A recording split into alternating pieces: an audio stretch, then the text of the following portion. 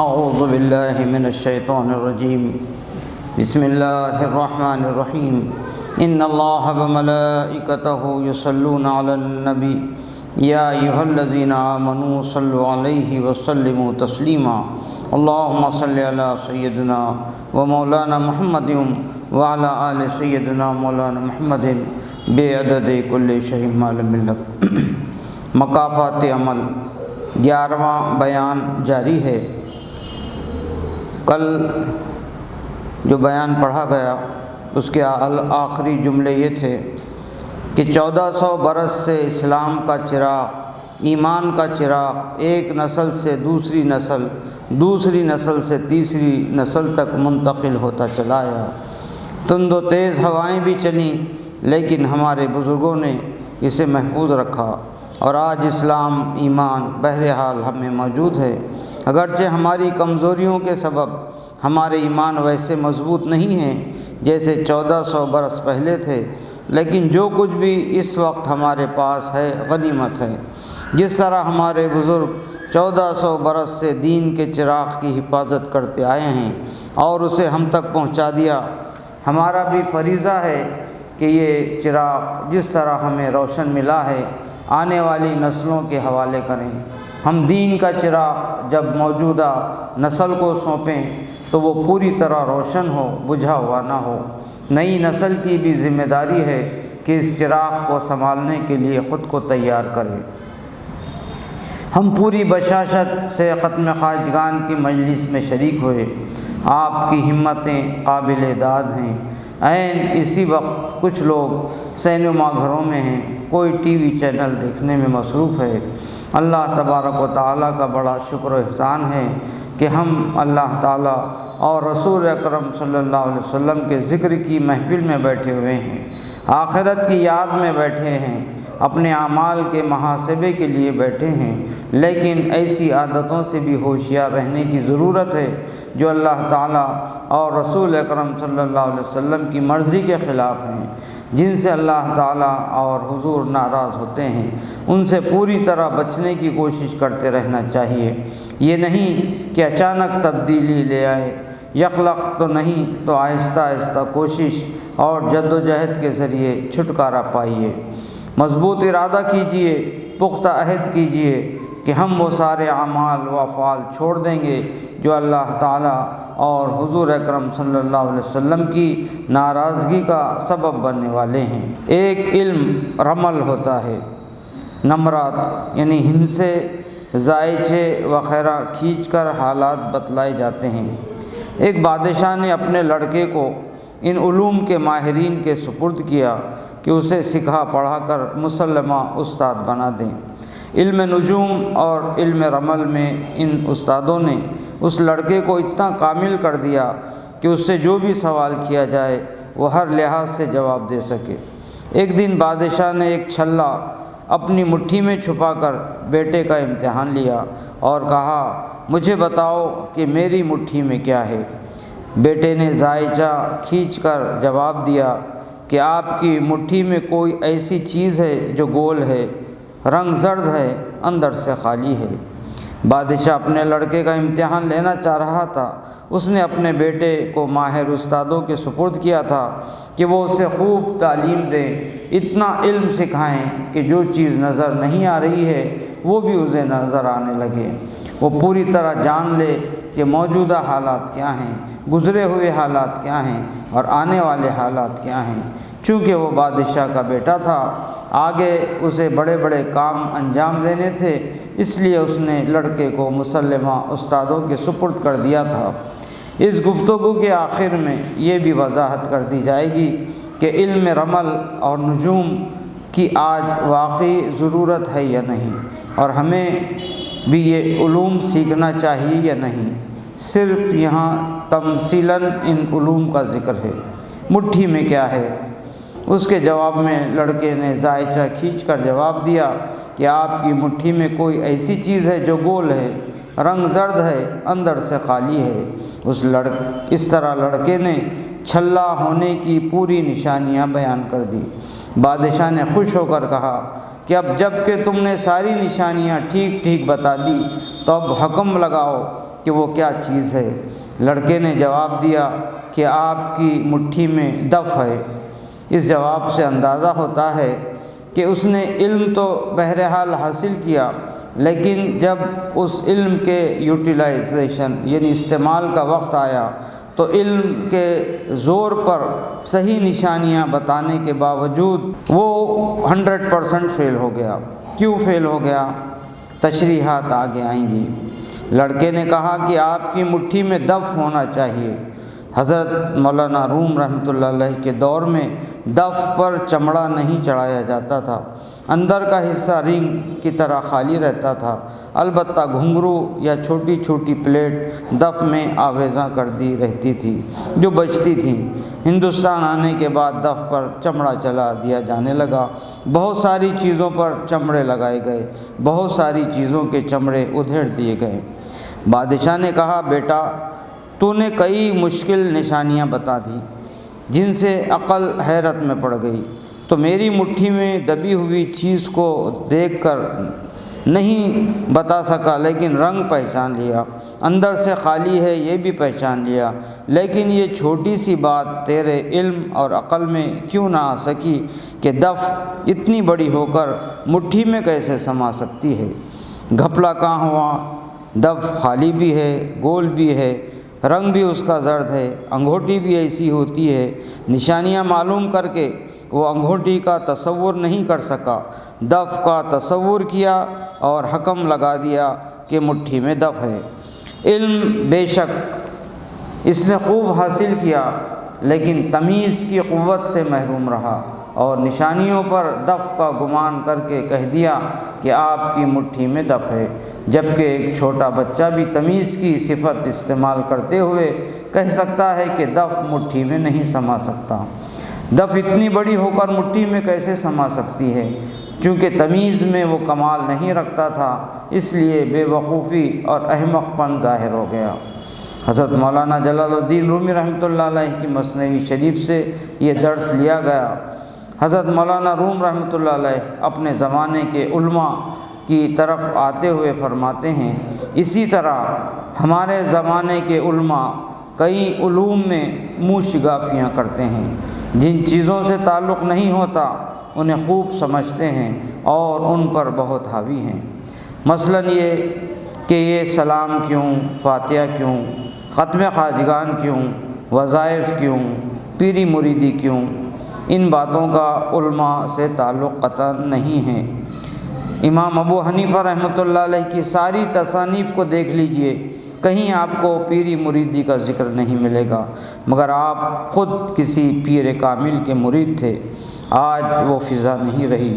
آج علماء ایسی چیزوں پر منہ شگافیاں فرماتے ہیں جن کا ان سے کوئی تعلق نہیں ہوتا۔ یہ فقیری کا راستہ ہے، یہ پیری مریدی کا راستہ ہے، یہ علماء کا میدان نہیں۔ تمثیل کی روشنی میں حکم لگانا ان کے بس کا روگ نہیں۔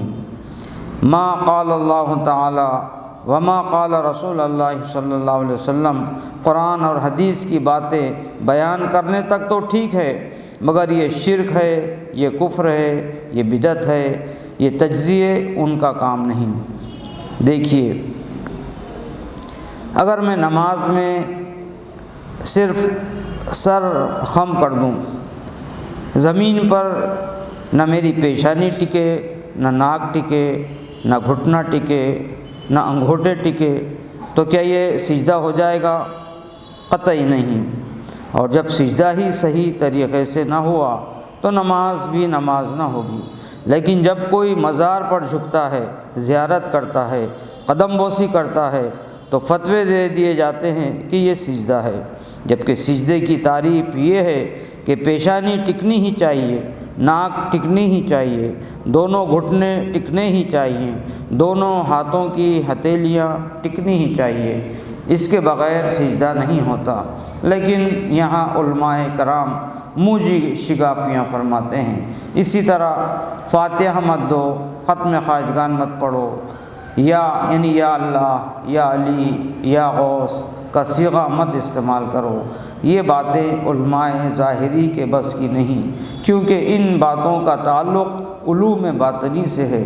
ایسے علوم جو اللہ اور بندے ہی کے درمیان ہوتے ہیں۔ ایک جگہ تو حضرت مولانا روم رحمۃ اللہ علیہ نے یہاں تک فرما دیا، بے تعلم حق دہد او را علوم، یعنی جب بندے کا اللہ تبارک و تعالیٰ سے تعلق پیدا ہو جاتا ہے تو بالراست علم اس پر نازل ہونا شروع ہو جاتا ہے، بیچ میں کوئی ذریعہ بھی باقی نہیں رہتا۔ یہ ایسے مقامات ہیں کہ اگر ان میں علماء کرام موجی شگافیاں شروع کر دیں تو یقینی طور پر وہ اپنی حد سے تجاوز کر رہے ہیں۔ عارف کا کام کیا ہوتا ہے؟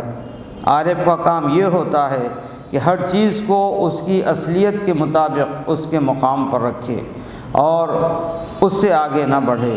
یہ پورا درس اسی نقطے کی فہمائش ہے۔ موج شگافیاں کرتے ہیں، جن چیزوں سے تعلق نہیں ہوتا انہیں خوب سمجھتے ہیں، ان پر بہت حاوی ہیں، اور جو چیز سب سے بڑی اور سب سے قریب تر ہے وہ ان کی اپنی خودی ہے۔ ان میں سے کوئی بھی اپنی خودی کو نہیں جانتا، یعنی سب دوسروں کی پہچان میں لگے ہوئے ہیں، یہ اچھا ہے، یہ برا ہے، فلاں حلال کام کر رہا، فلاں حرام کاموں میں پڑا ہوا ہے، لیکن یہ خود اپنی ذات پر ضرب نہیں لگاتا کہ یہ خود کیا ہے۔ دوسروں پر فتوے جاری کرنا اور خود بے نیاز رہنا اسلام کا درس نہیں ہے۔ لما تقولون ما لا تفعلون، تم ایسی بات کہتے ہی کیوں ہو جس کا خود کر نہیں سکتے، جس پر خود عمل نہیں کر سکتے، ایسی بات کہتے کیوں ہو؟ کوئی بھی ان میں اپنی خودی کو نہیں جانتا۔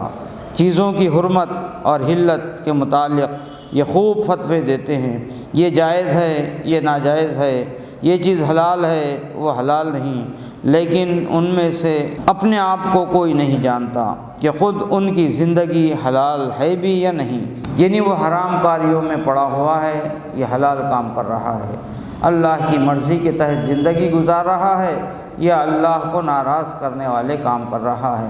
وہ خود اپنی فطرت کو نہیں سمجھتا۔ پس انگوٹھی کا یہ خلا، نقش اور گولائی سب عارضی ہیں، یعنی اس نے جتنی نشانیاں بتایا تھا اس کا پیلا پن، گولائی اور چھلا ہونے کے ناطے جو انگوٹھی پن تھا اس میں یہ سب صورتیں اور اس کی عارضی صورتیں ہیں۔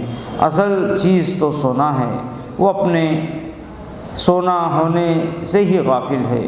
اس نے نشانیاں پوری بتائیں، وہ زرد ہے، سونا زرد ہوتا ہے، اس میں خلا ہے، وہ سونے کا چھلا ہے، یہ ساری نشانیاں بالکل صحیح ہیں، لیکن جب حکم لگانے کا موقع آیا کہ سونا ہے، سونے کی انگوٹھی ہے، تو وہ کہہ رہا ہے کہ دف ہے۔ وہ کہہ کر خارج میں نہ پھنسیں، باہر نہ دیکھیں، وہ تو میرے اندر ہی ہے، میرے اندر سے ہی جواب آ رہا ہے کہ دف ہے، حالانکہ خود ہی خدا سے ہے۔ میرا سارا وجود و نمود من جانب اللہ ہے، یہاں تک کہ جو کچھ بھی حالات مجھے پیش آ رہے ہیں وہ اللہ کی طرف سے ہیں، لیکن میں باہر یعنی خارج میں پھنسا ہوا ہوں۔ میں اپنی حقیقت سے واقف نہیں اور اپنی حقیقت سے نابلد ہونے کے نتیجے میں حکم لگا رہا ہوں کہ مٹھی میں دف ہے۔ مجھے اگر اپنا ہونا معلوم ہوتا، مجھے اگر اپنی خودی کی اہمیت کا علم ہوتا تو میں دف کا اندازہ نہیں لگاتا۔ اپنی منہ شگافیوں اور کمائیوں کا حاصل سوائے پشیمانی کے کچھ ہاتھ نہ آیا۔ ہمیں اپنی خودی کی پہچان کی طرف آنا ہوگا۔ اگر تو اس کو آگ میں ڈال دے، یعنی وہ جو چھلا ہے اس کو آگ میں ڈال دے تو اس نشانیوں میں سے کچھ باقی نہیں رہتا، نہ خلا رہے گا، نہ گولائی رہے گی، صرف سونا رہے گا۔ اصل ذات سب سے معرہ ہے۔ ظاہری علماء جس چیز کی نشانیاں بتاتے ہیں، علم، فعل اور قول سے ایسی ہی ہوتی ہیں، اور اصل جوہر اور ذات سے اس کو کوئی تعلق نہیں ہوتا۔ ان سب کے بعد باقی رہنے والی چیز ذات ہے۔ مطلب کیا ہے؟ میری یہ خودی خدا سے ہے، میرا یہ دیکھنا، سننا، بولنا سب عارضی ہیں۔ یہ جو میں اپنے اندر قدرت محسوس کر رہا ہوں یہ بھی عارضی ہے، ایک دن سب فنا ہو جائیں گے۔ اس سے متعلقہ جتنی چیزیں ہیں مکان، جائیداد وغیرہ یہ بھی سب فنا ہو جائیں گے۔ جس طرح آگ میں ڈالنے کے بعد چھلے کی گولائی اور خلا فنا ہو رہے ہیں، بالکل اسی طرح میرا مکان، میری ملازمت، میری عزت، میرے بال بچے، میرا مال، میری جائیداد سب فنا ہو جانے والے ہیں۔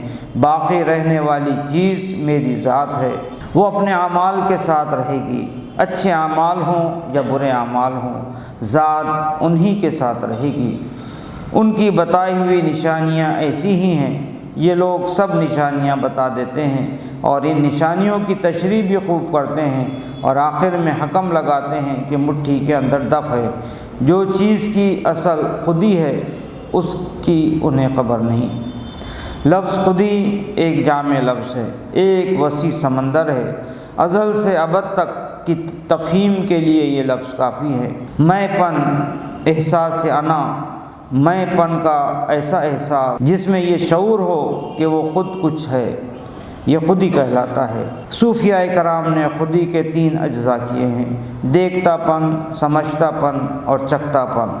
اصطلاحی الفاظ میں بینش، دانش اور ذائقہ کہا جاتا ہے۔ ذائقہ یعنی مزہ لینے کی صفت کا تعلق نفس سے ہے، دانش یعنی سمجھ کا تعلق قلب یعنی دل سے ہے، اور بینش یعنی دیکھتے پن کا تعلق روح سے ہے۔ اس طرح خودی کے 3 اجزاء ہوئے: روح، دل اور نفس۔ جہاں یہ تینوں ایک جگہ ہوں گے اسے ہم خودی کہیں گے۔ آدم کی خودی اعلیٰ ترین خودی ہے، اس سے بڑھ کر کوئی خودی نہیں، حتیٰ کہ فرشتوں کی خودی بھی نہیں۔ خودی کی یہ مختصر ترین تعریف ہے، تفصیلات بے حساب ہیں، جتنے علوم ہیں خودی ہی میں آ جاتے ہیں۔ اسے آسان طریقے سے یوں سمجھیں کہ میں خود سے نہیں ہوں، یعنی یہ میرا دیکھتا پن، سمجھتا پن، مجھ میں مزہ محسوس کرنے کی جو صفت ہے یہ خود سے نہیں، خدا سے ہے۔ اگر یہ صفات بذات خود ہوتی تو ہمیشہ رہتی، یہ چونکہ ہمیشہ باقی نہیں رہ سکتی، لہذا ماننا پڑے گا کہ کوئی ان کا خالق اور مالک ہے اور میں اس حقیقت سے غافل ہوں، اور اس غفلت کے سبب میں اپنے خالق اور مالک سے غافل ہوں۔ اللہ تبارک و تعالیٰ فرماتے ہیں کہ اگر تم خدا کو بھول جاؤ گے تو خداوند تعالیٰ تم کو خود تمہاری ذات سے بھلا دیں گے۔ اپنے خالق اور مالک کو بھولنے کی سزا یہ ہے کہ خداوند تعالیٰ ہم کو بھلا دیں گے، یعنی ہماری خودی سے گم کر دیں گے۔ ہمارا ہے پن، آخرت کی نجات کی فکر، عرفان، خود شناسی اور جو کچھ بھی حالات پیش آنے والے ہیں یہ سب ہم قطعی طور سے بھول جائیں گے۔ اس لیے خودی کی شناخت حاصل کرنے اور خودی کو پہچاننے کی تاکید کی جاتی ہے۔ اس کی ابتدا خدا کی یاد سے ہوتی ہے۔ جب تک ہم خدا کی یاد سے اس کام کی شروعات نہیں کریں گے تب تک خودی کی پہچان حاصل نہیں ہوگی، اور جب ہم خودی کو پہچاننے کی طرف جائیں گے ہم کو صاف نظر آ جائے گا کہ خودی خود سے نہیں ہے، خدا سے ہے۔ اس کا بود و نمود، اول آخر، ظاہر باطن سب کچھ خدا سے ہے، خدا کے بغیر یہ کچھ نہیں۔ اب یہ خودی جو میرے پاس ہے تو یہ خدا کی امانت ہے۔ امانت کا تصور مضبوط ہوگا تو ہم اس کی پوری حفاظت کر پائیں گے، ہر جھوٹ سے بچائیں گے، ہر بگاڑنے والی چیز سے بچائیں گے۔ جن چیزوں سے خودی بگڑتی ہے ان ساری چیزوں سے ہم اسے بچائیں گے۔ اس طرح ہم خودی کو پہچان کے حصول کی راہ پر گامزن رہیں گے۔ خودی جب پوری طرح نکھر گئی، صاف اور مصفہ ہو گئی تو گویا یہ خدا کا گھر بن گئی۔ اب اس میں میں اپنے پروردگار تعالی شانہ کا، مجھے رات دن نعمتوں سے نوازتے رہنے والے اپنے مالک اور خالق کا مشاہدہ کر سکتا ہوں۔ یہ ایسا عنوان ہے کہ اس سے سیر ہو ہی نہیں سکتے۔ خودی کے تعلق سے جتنی بھی باتیں کی جائیں گی کم ہی ہیں۔ ایک ضروری بات گفتگو کے دوران اشارہ کیا گیا تھا کہ علم رمل اور نجوم کے تعلق سے ایک ضروری وضاحت آخر میں پیش کی جائے گی۔ عرض ہے کہ یہاں حضرت مولانا جلال الدین رومی رحمۃ اللہ علیہ نے تمثیل کے ذیل میں ان علوم کا تذکرہ فرمایا ہے۔ ہم سلسلہ افتقاریہ معینیہ حمیدیہ کے غلام ہیں۔ اس تمثیل کو تمثیل کی حد تک ہی رکھنا ہے۔ اس تمثیل میں پڑھ کر اگر ہم بھی بازار سے علم رمل اور نجوم کی کتابیں لے آئیں اور قسمت کا حال دیکھتے بیٹھیں تو میں سمجھتا ہوں کہ یہی گھڑی ہوگی کہ ہماری قسمت پھوٹی، جیسے آج کل کے علماء ظاہری ہیں۔ حضرت مولانا روم رحمۃ اللہ علیہ کے زمانے میں بھی تھے، حرام حلال کی بحثیں کرتے تھے، مگر خود کیا ہیں کچھ خبر نہ تھی۔ یہ علماء حضرات جو دور کی کوڑی لاتے ہیں، جو بات عقل میں نہیں سما سکتی اس کی تشریح کرتے ہیں اور اپنے آپ سے بے خبر رہتے ہیں۔ حضرت مولانا جلال الدین رومی رحمۃ اللہ علیہ اس تمثیل میں اسی بات کو کھولنا چاہتے ہیں۔ اگر ہم اب یہ مطلب نکالیں کہ چونکہ مثنوی شریف میں حضرت مولانا روم رحمۃ اللہ علیہ نے علم رمل اور علم نجوم کا ذکر فرمایا ہے، لہٰذا یہ تو سب سیکھنا ہی ہوگا اور سمجھنے کے لیے نجومیوں کے گھروں کے چکر لگانے ہی پڑیں گے اور عامل بن کر بیٹھنا پڑے گا۔ تو تمثیل میں علم رمل اور نجوم کا ذکر آنے سے ایسی کوئی گنجائش نہیں نکلتی۔ میں تاکیداً عرض کر رہا ہوں کہ ان علوم کو صرف تمثیل میں ہی رہنے دیں۔ تمثیل کا مقصد کچھ اور ہے، ان علوم کا تذکرہ علوم سیکھنے پر مائل کرنے کے لیے نہیں۔ جس طرح عموماً کوئی بات تمثیل کے پیرائے میں بیان کی جاتی ہے، یہاں بھی علم رمل اور نجوم کا تذکرہ نقطے کی وضاحت کے لیے آیا ہے، علم رمل اور علم نجوم سیکھنے کی طرف ہمیں راغب کرنے کے لیے نہیں۔ بار الہٰ ہمیں اس سبق میں سے اور اس تمثیل میں سے صحیح حصہ عطا فرما اور ہمیں عطا فرما دنیا میں بھی بھلائیاں اور آخرت میں بھی بھلائیاں، اور ہمیں آگ کے عذاب سے بچا لے۔ ربنا آتنا فی الدنیا حسنۃ وفی الآخرۃ حسنۃ وقنا عذاب النار۔ صلی اللہ تعالی علی خیر خلقہ ونور عرشہ محمد وعلی آلہ واصحابہ وازواجہ وذریاتہ واہل بیتہ واحبابہ اجمعین برحمتک یا ارحم الراحمین۔ لا الہ الا اللہ۔